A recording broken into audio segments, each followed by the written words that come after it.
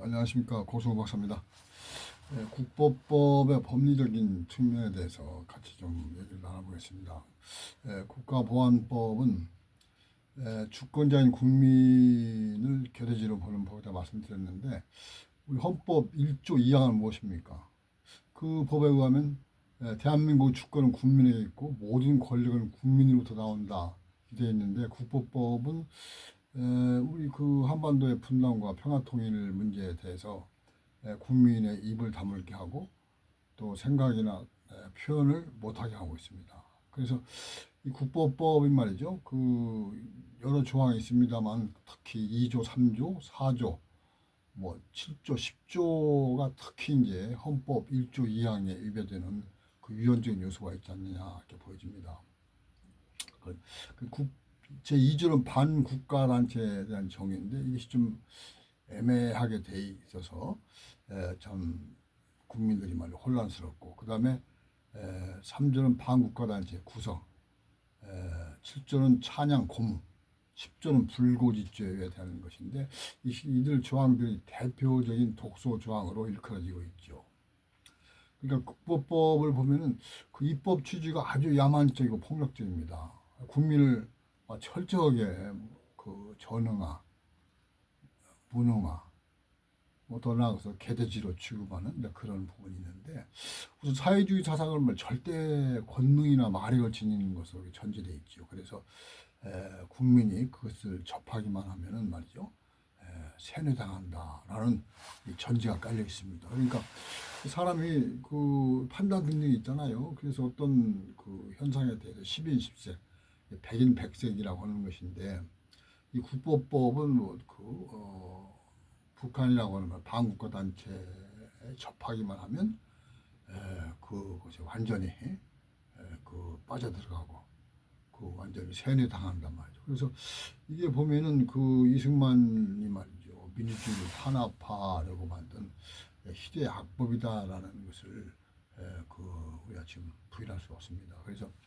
21세기에 이른바 그 민주주의를 채택한 국가에서 국보법과 같은 이 법, 사상과 양심을 탄압하는 그런 법은 없다고 말씀드렸는데, 이러한 법을 그 1948년에 만들었는데 80년이 다 되도록 유지가 되는 것이죠. 이게 참 심각한 일입니다. 그러니까 노무현 대통령 때부터 말이죠, 그 국보법 폐지에 대해서 이제 굉장히 노력되어 있었는데 어떻습니까? 반대 세력들이 엄청났잖아요.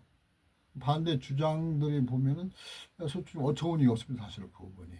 최근에도 이제 그 여권에서 국보법 폐지 법안을 제출하자 무슨 뭐 폐지 반대 청원이 말이죠. 뭐 그냥 뭐 답지를 하더라 그러는데, 그 논리 자체가 말이죠, 대단히 솔직히 좀 설득력이 없습니다. 허구적입니다. 그러니까 북한과의 대치 상태에서 국보법이 반드시 필요하다는 것인데, 이 국보법이 실제 북한에 대해서 뭐 유해를 가할 수 있습니까?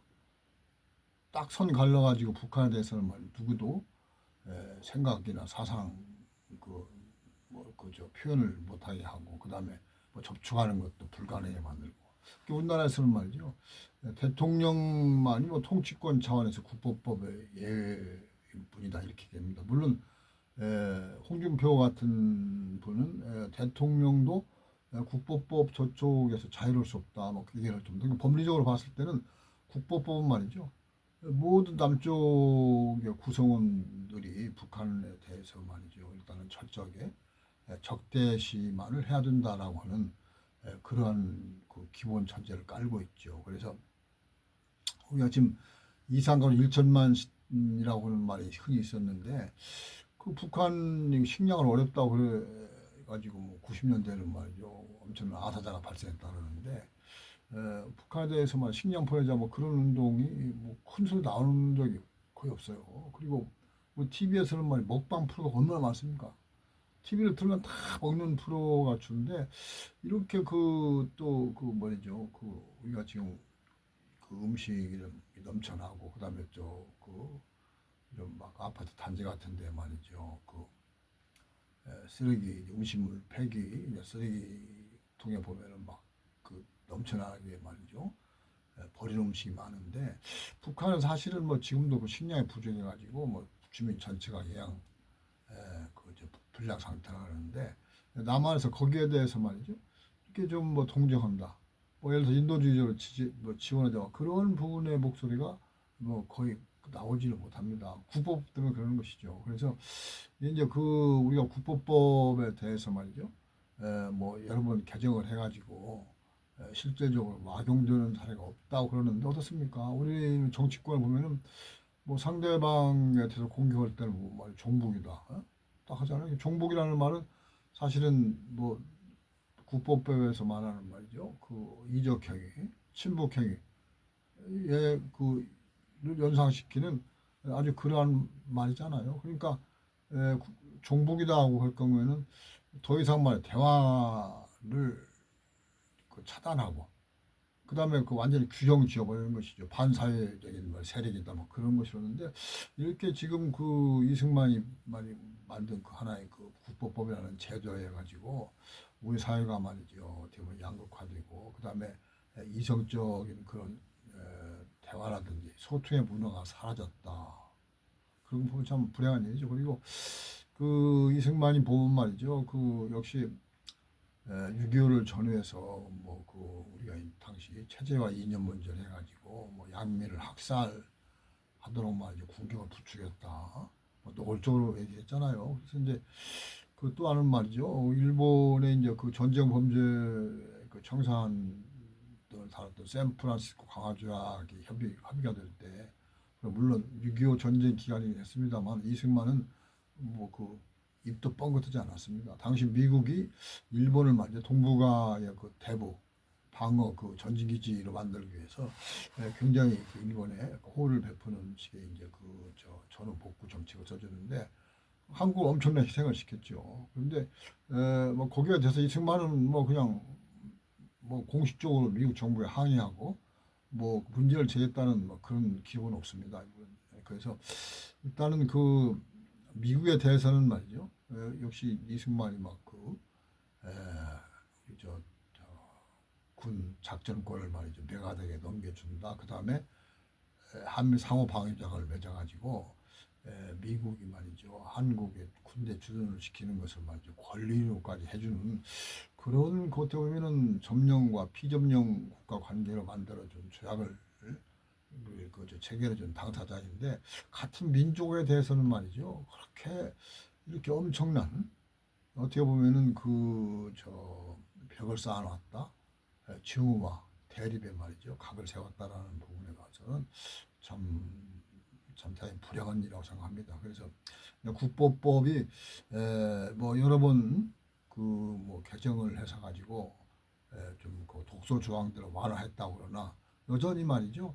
그 몇 개 조항에 대해서는 그 지금도 심각하게 인권을 탄압하더라.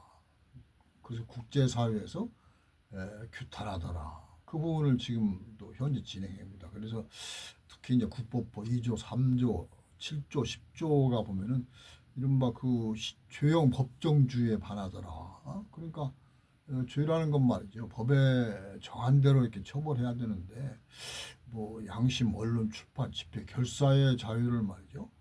심각하게 그 침해하는 그러한 소지가 있다는 걸로 얘기가 되고 그래서 반국가 단체 이제 구성이라든지 말이죠. 그런 데 대한 2조, 3조, 4조를 볼 때는 그 반국가 단체라는 규정이 말이죠. 애매해가지고 그 명확하지가 않아요. 그래서 이것도 보면은 그 죄형 법정주의에 따라 인권 침해 소지가 대단히 심각하다 얘기가 되고 있고 뭐 7조는 유명한 그 독소 그 조항이잖아요. 그 차량 고무 조항인데 이것은 말이죠. 일단은 양심과 말이죠. 그 표현의 자유를 억압한다라는 면에서 형벌 과잉 현상이 일상화되더라. 그러니까 특히 이제 찬양 고무라는 것이 그게 사실 마음속에 있는 거잖아요. 정신적인 그런 면이기 때문에 이건 법 집행자가 그 자의적인 집행을 말이죠. 반발하더라. 그러니까 어떤 통계에 보면은 몇 년간 말이죠. 국보법 구속자 중에 말이죠. 국법 7조의 위반으로 일단 기소된 사람이 전체 91% 정도에 달했어요. 그러니까 이 7조의 남용이면 대단히 심각하다는 것이에요. 그래서 이 찬양 고무 조항이 결국에는 정치적 반대자를 억압하기 위한 수단으로 악용됐다라는 것이 이제 그건 뭐 거의 이제 분명한 사실인데, 그런 부분이 말이죠. 이번에 국보법 그 폐지 입법 추진에 대해서 이런 것들이 고려 안 되고 뭐 북한과 뭐 대치 상태라든지 말이야 그런 것만 얘기하면서 폐지는 뭐 절대 안 된다고 되는데, 이건 거의 뭐 정신 나간 소리라고 생각합니다. 제가 보기에는. 그리고 이제 국보법 10조 불고지죄죠. 이것은 뭐 신고하지 않은 것인데, 이것은 인권 보호라는 차원에서 보면 침묵 혹은 묵비권의 그 권리가 일단 인정이 되는 것인데, 일단은 말이죠. 이 국보법은 그걸 허용치 않아요. 뭐 예를 들어서 윤석열 그 내란 과정에서 보면은 말이죠. 지금 보면 묵비권 행사하는 그 내란 종사자, 그 방조자, 협조자들 많잖아요. 법정에서 다 묵비권 행사한다 그러는데, 뭐전 윤석열 씨도 마찬가지. 그런데 국보법에서는 묵비권이라든지 침묵이 말이죠. 허용되지 않습니다. 그래서 지금 이제 유엔이 보면은 여러 차례에 걸쳐서 국보법 악법이기 때문에 이것을 개폐를 해야 된다라고 하는 것은 말이죠. 한국 정부에 계속 권유를 하는데 역시 한국 정부는 말이죠. 뭐 귀를 막고 있죠. 그리고 이제 이제 국보법이 폐지된다 하더라도 지금 이제 법률 전문가들에 의하면은 뭐 형법이라든지 말이죠. 다른 여타의 법으로 충분히 커버가 되더라.